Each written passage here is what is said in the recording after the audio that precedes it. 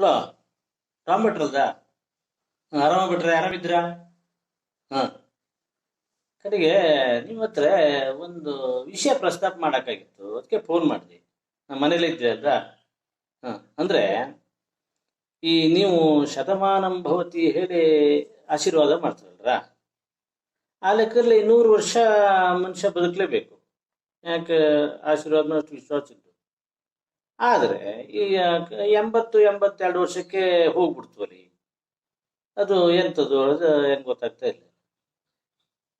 ಓಹೋ, ಅಂದ್ರೆ ಈ ನೀವು ಆಶೀರ್ವಾದ ಮಾಡಿದ್ರೆ 100 ವರ್ಷ ಮಂಜೂರಾಗ್ತು, ಅದರಲ್ಲಿ 18% GST ಕಟ್ ಆಗ್ತೋಳೆ ಅಲ್ದಾ? ಓಹೋ, ಹೌದ್ರು, ಹೆಂಗ್ ಗೊತ್ತಿತ್ತೇ ಇಲ್ಲ. ಹಂಗಾರೆ ಈ ಕೆಲವು ಜನ ಜಾಸ್ತಿ ವರ್ಷ ಬದುಕ್ತೋಲಿ. ಹಾ ಹಾ ಹಾ, ಹೌದು, ಕೆಲವು ಸರಕಿಗೆ ಟ್ಯಾಕ್ಸ್ ಇರ್ತಿಲ್ಲ, ಕೆಲವು ಜನ ಟ್ಯಾಕ್ಸ್ ತಪ್ಪಿಸ್ತಾ, ಕೆಲವು ಟ್ಯಾಕ್ಸ್ ಗಮನಕ್ಕೆ ಬರದೆ ಒಂದು 8-10 ವರ್ಷ ಜಾಸ್ತಿ ಬದುಕ್ಬಿಡ್ತಾರದ, ಕೆಲವು 100 ವರ್ಷವರೆಗೂ ಬದುಕ್ಬಿಡ್ತಾ. ಓಹೋ, ಅಲ್ಲ ಕೆಲವು ಮತ್ತೆ ಅದಕ್ಕಿಂತ ಒಳಗೆ ಹೋಗ್ಬಿಡ್ತಲ್ಲ, ಎದಕ್ಕೆಂತದ್ದು? ಹಾ ಹಾ ಹಾ ಈ ಆಸ್ಪತ್ರೆಗೆ ಹೋದಾಗೆಲ್ಲ ಅಲ್ಲಿ 2-3 ವರ್ಷ ಕಟ್ಟಾಗ್ತು ಆಯುಷ್ಯ. ಹಾ, ಅಂದ್ರೆ ಒಂದು ಈ GST ಇರೋದು 18% ಒಂದೇ ಸಲವ, ಕಡೆಗೆ ಬಾಕಿ ಎಲ್ಲ ಸ್ವಲ್ಪ ಸ್ವಲ್ಪ ಆಗ್ತಾ ಹೋಗ್ತಲ್ದ. ಹಂಗಾಗಿ ಈ 60-70 ವರ್ಷಕ್ಕೆಲ್ಲ ಹೋಗ್ಬಿಡ್ತ. ಹಾ ಹಾ ಹಾ, ಹೌದ್ರು. ಹಂಗಾರೆ ಈಗ ನಿಮ್ಮ ಹತ್ರ ಒಂದು ವಿನಂತಿ ಮಾಡ್ತಾ ಇದ್ದಿ.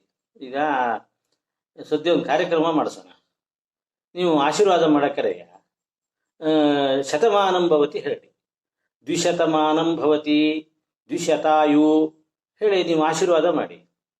ಆವಾಗ ಯಾಕೆ 200 ವರ್ಷ ಸ್ಯಾಂಕ್ಷನ್ ಆಗ್ತಲ್ರ, ಅದರಲ್ಲಿ ಈಗ ಒಂದು 18% GST ಹೋದ್ರು, 36 ವರ್ಷ ಹೋದ್ರು 164 ವರ್ಷ ಉಳಿತು.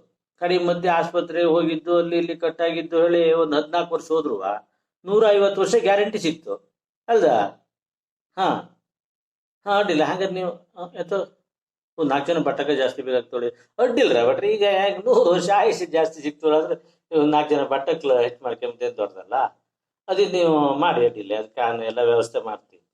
ಹಂಗಾರೆ ಯಾವಾಗ ಅಡ್ಡಿಲ್ಲ ಹೇಳಿ, ನೀವೊಂದು ದಿವಸ ನೋಡ್ಕೊಂಡು ಅದು ಹೆಂಗೆ ತಿಳಿಸ್ತೀರಾ? ಬತ್ತೀನಿ ನಿಮ್ಮನೆ ಯಾವಾಗ ಹೇಳಿ ಹೇಳಿ ಒಂಚೂರು ಫೋನ್ ಮಾಡಿ ನಾ ಬತ್ತಿ, ಅದು ಎಂತೆಂತ ಬೇಕು ಎಲ್ಲ ಮಾಡ್ಕೊಂಡು ಆಗ. ಹಂಗಾರೆ ಅದು ಯಾವಾಗ ಹೇಳಿ ನೀವು ನೋಡಿರಿ, ಯಾವಾಗ ಒಳ್ಳೆ ದಿವಸ ಇದ್ದೋಳಿ. ಹಾ, ಇಡ್ಲ ಹಂಗಾರೆ. ಸರಿ, ಹಂಗಾರೆ ಯಾವಾಗ